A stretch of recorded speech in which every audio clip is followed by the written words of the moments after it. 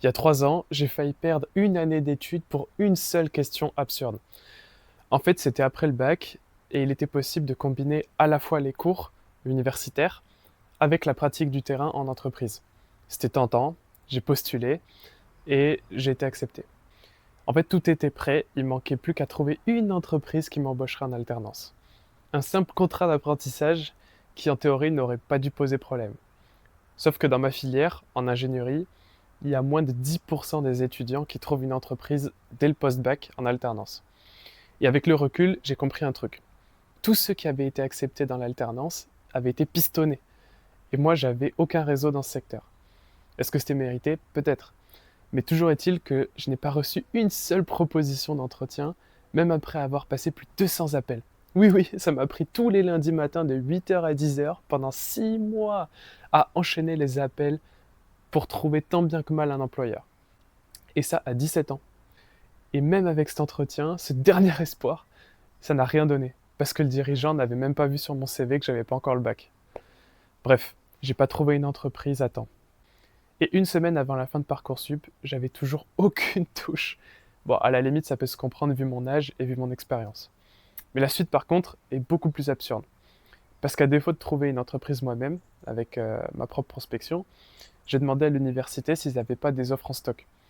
Et coup de bol, il y avait 10 entreprises qui recrutaient mon type de profil. Alors évidemment, j'ai pu trouver un entretien dans la semaine et j'ai signé mon contrat à 2 jours de la fermeture de Parcoursup. Donc tu vois, pour une simple question, est-ce que vous auriez des offres pour accélérer ma recherche? Eh bien j'ai réussi à sauver mon contrat et trouver une entreprise en 4 jours. Donc même avec toute ma bonne volonté et avec 6 mois d'acharnement, mon petit défi d'ego stupide, il m'a rien rapporté. Et il était hors de question que je perde une année pour un truc aussi débile. 3 ans plus tard, je me suis demandé ce que ça m'aurait réellement coûté si ce jour-là, j'avais juste accepté d'attendre un an. Sur le moment, ça aurait sans doute ressemblé à une année off. J'aurais pris un petit job dans le supermarché à côté de chez moi pour payer le loyer.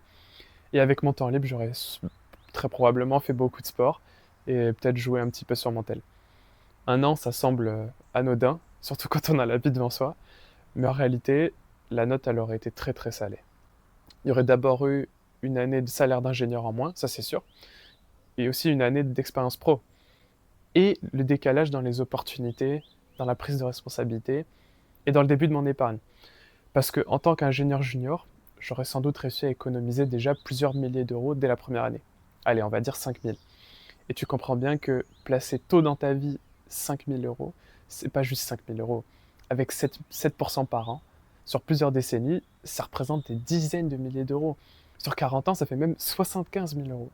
C'est la logique des intérêts composés, bon, je pense que tu dois connaître. Donc une année perdue à 20 ans, c'est pas juste une année.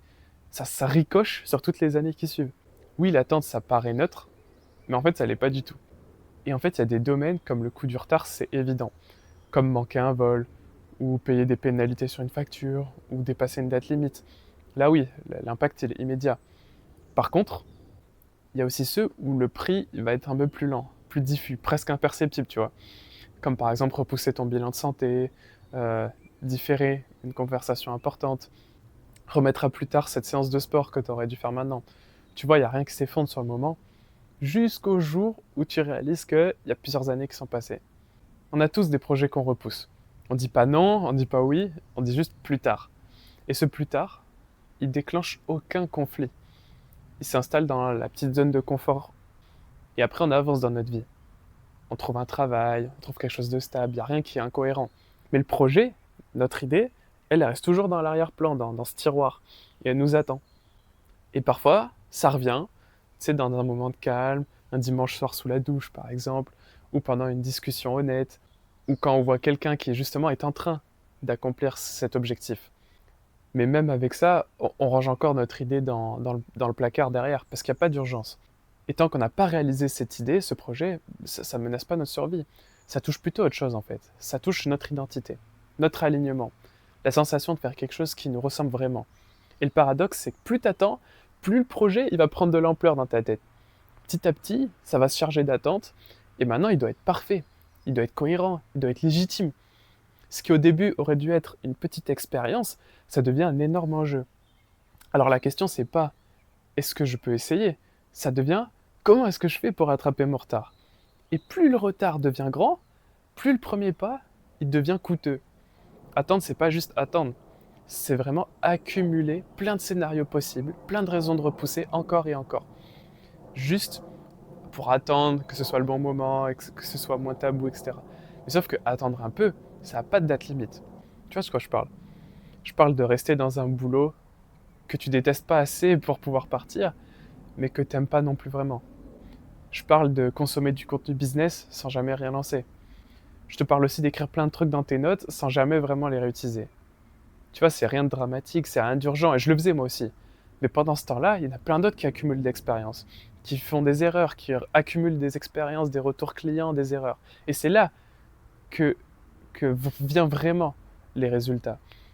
On peut répéter l'action ou on peut répéter l'attente. Je pense que chacun se reconnaîtra. Moi, personnellement, avoir des regrets, ça me terrifie. J'ai pas peur de la mort, mais j'ai peur de passer à côté de la vie. Peut-être qu'un jour je me réconcilierai avec la procrastination, mais pour l'instant ça me révolte. Parce que très souvent, je la vois se déguiser en prudence. Je la vois justifier l'attente. Je la vois aussi transformer des vraies envies, un feu intérieur, en des projets qui finalement ne sortiront peut-être jamais. Et je sais à quel point c'est facile de s'installer dans la procrastination. Alors ensemble, tous les deux, je ferai mon maximum pour créer des déclics chez toi. Pas pour glorifier le fait de prendre des risques, pas pour te pousser dans le vide, mais pour éviter que ton plus tard devienne un jamais. Parce que le poids d'essayer et d'échouer, ça restera toujours moins lourd que de passer d'échouer à essayer. Médite sur cette phrase.